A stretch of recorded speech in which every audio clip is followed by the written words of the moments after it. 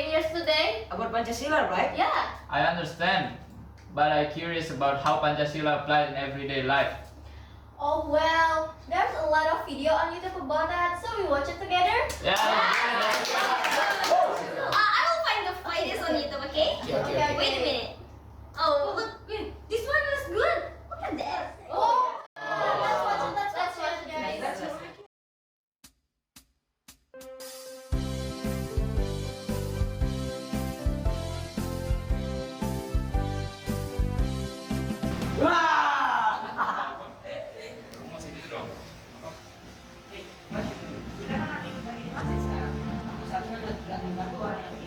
Kan aku cuma bercanda doang. Kalau kita bercandaan, kita tidak dikenalkan, kan kita pada yang baik. Itu lalu kita nggak akan nonton TV. Kan pada sila pertama, yaitu kebenaran yang Maha Esa, ada nila, belajar yang baik, kita harus mengenal sila itu. Ingat dulu, dalam sila pertama kita tidak boleh menggambar orang lain saat beribadah. Kamu harus respect dong ibadah orang lain. Lain kali jangan diulangi lagi ya. Oke. Nah, kalau gitu kita sholat ulang lagi yuk. Lah, kan gua Kristen. Enak bentar sore. Apa ya, Batagor? Hey, what are you doing? Why you loud at her? Yeah, instead of loving at me, you should help me. Yeah, sesuai dengan sila kedua Pancasila yang berbunyi kemanusiaan yang adil dan beradab, kita harusnya memiliki rasa kemanusiaan. Jangan bukannya kita malah ketawa.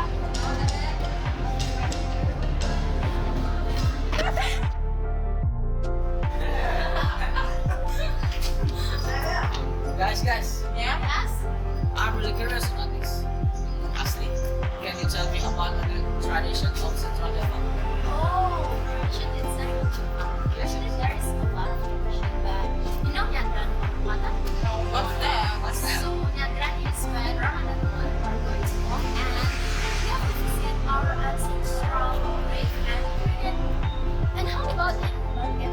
What is the Oh yes, of course. In all the tradition, we have Kamet, Oh, yeah. cremation ceremony, and Nyepi, the day of silence.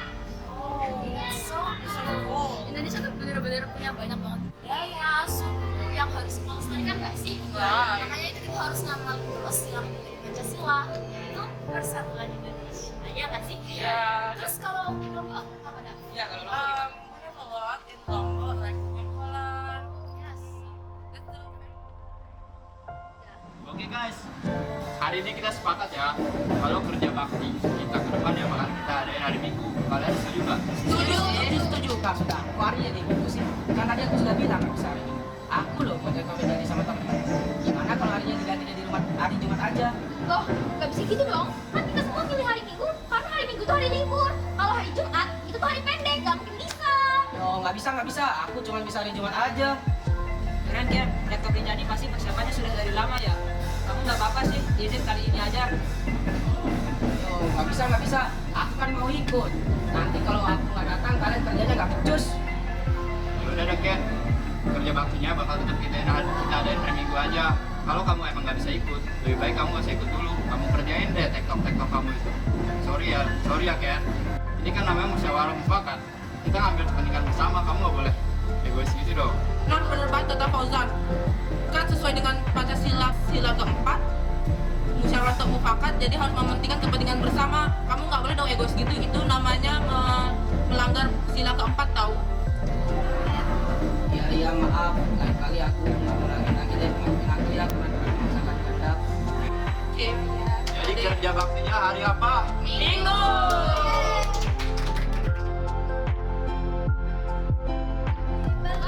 Sabar, sendonya hilang. Apa sih? Hey, you cut my line. Hey, you should queue behind Mesha. You shouldn't cut the line. Ini tuh sesuai dengan sila kelima, keadilan sosial bagi seluruh rakyat Indonesia. Kamu tuh seharusnya ngantri. Semua orang berhak mendapatkan keadilan walaupun itu sekecil apapun. Bener tuh. Sekarang kamu balik aja ke antrianmu. Iya, maaf guys. Ternyata aku tidak berpikir jauh itu. Ternyata bukan cuma ngerugiin orang lain. Ternyata aku melanggar sila kelima. Iya, nggak apa-apa. Sekarang balik ya ke antrianmu. Ya guys, maaf. Ya. Kenapa sih nyerobot-nyerobot? Jangan mikirin perut Bang, doang satu ya bang. Sabar. Bang, Satu-satu. lagi ya bang. Oke.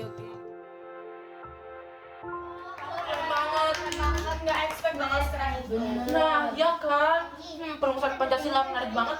Bener, kita semua tahu kan kalau proses perumusan Pancasila itu panjang banget prosesnya. Dimulai dari Indonesia yang dijajah sama Belanda dulu, terus pindah ke tangan Jepang karena Belanda kalah dalam perang Asia Timur Raya. Oh, tapi ya, kemenangan Jepang itu singkat banget karena negara sekutu seperti Amerika, Belanda, dan Inggris itu menyerang balik. Terus karena Jepang terdesak, Jepang itu mencari dukungan dari rakyat Indonesia dengan cara membentuk BPUPK atau Dokuritsu Junri Chosakai. Nah, kalian tau gak sih, BPUPK ini sengaja dibentuk untuk melihat sampai mana sih persiapan kemerdekaan Indonesia. Anggota BPUPK itu ada 76, dan fun fact-nya, 7 diantaranya adalah rakyat Jepang. Oh, ya. Kalian tahu nggak, ketua BPUPK-nya adalah Rajiman Itu kasih ya. Jadi ada 2 orang dari Indonesia sama ada dari Jepang. Nah, yang dari Indonesia ini namanya adalah RP Suroso. Kalau yang Jepang ini Ichibamse. Familiar banget, familiar sih. Nah, sidangnya itu dimulai pada 29 Mei 1945. Nah, nggak sampai itu aja. Pada sidang pembukaan, Dr. Rajiman bertanya apa dasar negara Indonesia merdeka. Terus pertanyaan itu dijawab oleh 35 tokoh pada 4 hari sidang. Puncaknya, ya banget. Puncaknya pada 1 Juni 1945, Soekarno menyampaikan pidato yang sangat-sangat bersejarah tentang Pancasila. Oh iya. Dalam pidato tersebut, Insinyur Soekarno mengusulkan 5 sila atau 5 dasar. Yang pertama ada kebangsaan, yang kedua ada internasionalisme atau plik kemanusiaan, yang ketiga ada mufakat atau demokrasi, yang keempat adalah kesejahteraan sosial, dan yang kelima adalah ketuhanan.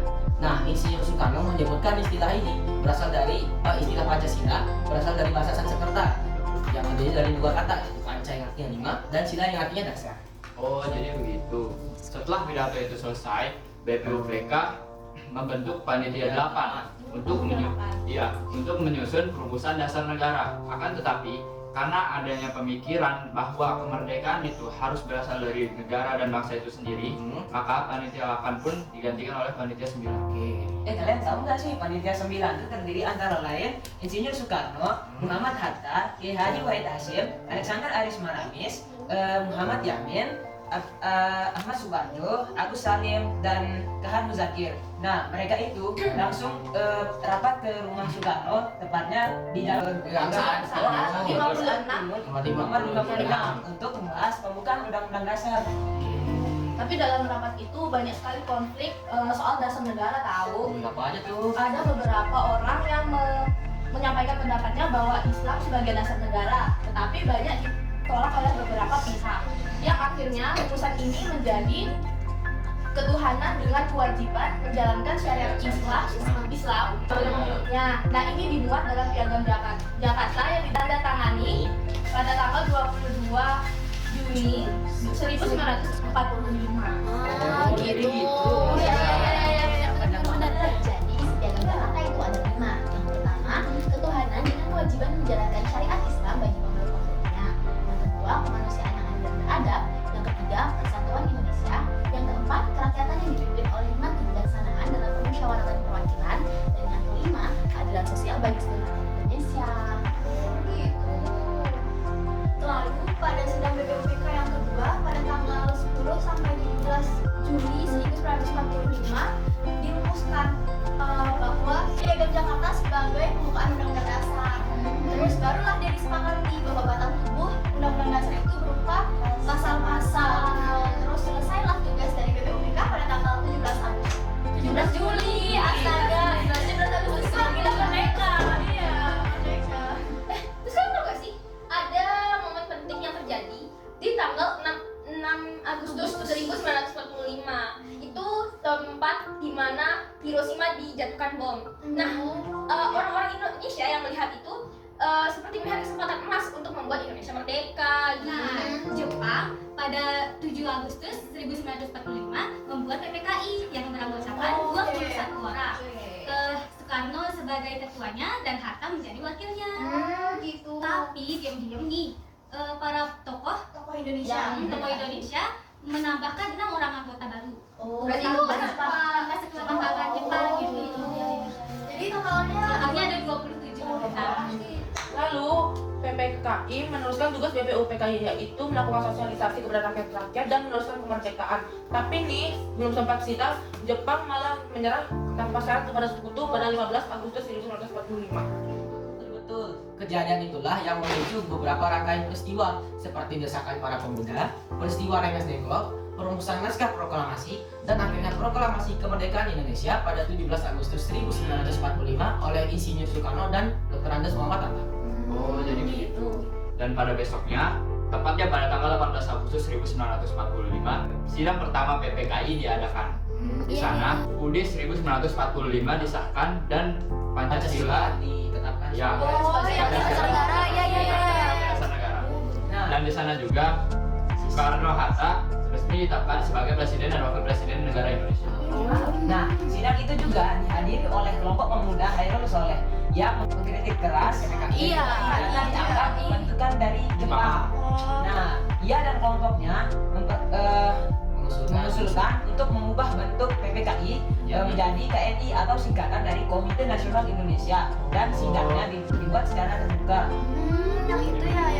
Tetapi Mohatta Mohatta kan itu menjawab kepada Jepang bahwa ini adalah sidang pertama yang disebut rapat panitia, tetapi kepada rakyat ini disebut sidang pertama atau sidang pertama KNI. Nah, Soekarno mendukung penuh pernyataan tersebut. Iya. Nah benar, tapi jangan lupa di tanggal 17 Agustus sehari sebelumnya itu Muhammad Hatta dapat keberatan dari wakil Indonesia Timur soal sila pertama di Piagam Jakarta. Ya kan, Miss? Oh iya, mereka merasa kalimat itu diskriminatif dan hampir saja nggak mau bergabung dengan Indonesia apabila kalimat itu tidak diubah. Oh berarti itu makanya di 18 Agustus pagi Muhammad Hatta mengajak tokoh-tokoh Islam lainnya untuk berdiskusi mengganti kalimat tersebut ya? Iya. Yang dibuat kalimat itu menjadi ketuhanan yang Maha Maha Esa. Esa. Oh itu berarti sidangnya dimulai pada 11.30 Oh, waktu iya. Indonesia Barat. Soekarno membacakan pidato pembukanya bahwa Indonesia sedang berada dalam masa peralihan dan harus bertindak cepat.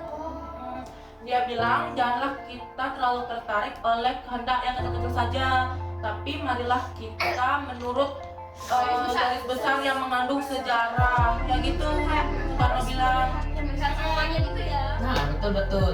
Akhirnya Pancasila dan UUD 1945 disahkan. Pancasila resmi jadi dasar negara, dan sidang itu menjadi momen penting yang menjamin persatuan bangsa. Oh, aku tahu. Sidang itu bisa dibilang durasinya sangat singkat. Tapi walaupun singkat, dampak dari sidang itu luar biasa besar. PPKI menyelamatkan masa depan Indonesia dengan keputusan penting yang mereka ambil saat itu. Itu sebabnya tanggal 18 Agustus 1945 bukan hanya tanggal sidang, tapi titik balik sejarah Indonesia. Nah, dari situ Pancasila melewati banyak sekali proses yang akhirnya lahir sebagai dasar negara yang menyatukan kita dari berbagai golongan dan Tanpa terkecuali kita semua. kecuali. Tapi 18 Agustus itu tanggal yang penting banget ya. Bener banget. Selain 17 Agustus ternyata 18 juga. Iya, baik aja guys. Semua tokoh itu berusaha mikirin gimana supaya Pancasila ini bisa diterima semua golongan. Gitu. Betul banget. Apalagi setelah Undang-Undang Dasar 1945 disahkan, Pancasila resmi menjadi dasar negara. Tapi kenapa sih Pancasila itu penting banget? Nah, Pancasila ini punya 3 peran yang saling nyambung atau Kaitan ya. berkaitan. Nah, yang pertama itu adalah sebagai dasar negara. Pancasila disebut filosofische Grundslag, yaitu sebagai fondasi hukum dan norma tertinggi di negara kita. Jadi semua aturan dan undang-undang yang ada di Indonesia itu harus sesuai dengan nilai-nilai Pancasila. Nggak bisa kalau sampai bertentangan. Nah, yang kedua itu Pancasila sebagai pandangan hidup. Jadi artinya nilai-nilai seperti ketuhanan, kemanusiaan, persatuan, demokrasi, dan keadilan itu jadi semacam kompas moral untuk kita dalam berbuat Kehidupan sehari-hari. ya, kehidupan sehari-hari Dan maupun dalam membuat keputusan. Iya, jadi harus Pancasila banget. Nah, terus yang ketiga tuh apa sih? Nah, yang ketiga tuh Pancasila sebagai ideologi negara. Nah, artinya Pancasila menjadi landasan dasar tata kehidupan bangsa atau nasional gitu. Dari mulai politik hingga ekonomi, sosial budaya hingga pertahanan. Nah, ini bersifat luas atau terbuka gitu. Yang tetap kokoh ya. Kokoh menjaga ya bangsa. Nah, jadi bisa dibilang Pancasila tuh kayak nyatain itu semua, hukum, cara pandang hidup, dan sistem nilai bernegara. Iya bener banget dah. Kalau nggak ada Pancasila, kita gampang banget terombang-ambing sama ideologi lain yang nggak sesuai dengan karakter kita. Iya, setuju banget. Pancasila juga landasan paling tinggi, yang berarti Pancasila itu nggak bisa diubah seenak-enaknya. Dan jadi semua aturan dan kebijakan harus selaras sama Pancasila. Nah, sebagai alat penyatu bangsa juga keren. Dengan banyaknya agama, ras, budaya, Pancasila jadi benang merahnya. Fungsinya. Nah, Pancasila ini bukan buat nyimbolin kita doang tahu, tapi Pancasila ini sebagai dasar hukum, terus kompas moral, dan ruh negara. Makanya Indonesia bisa menyatu sampai sekarang karena mereka hidup rukun dan maju bareng. Oh. Wow.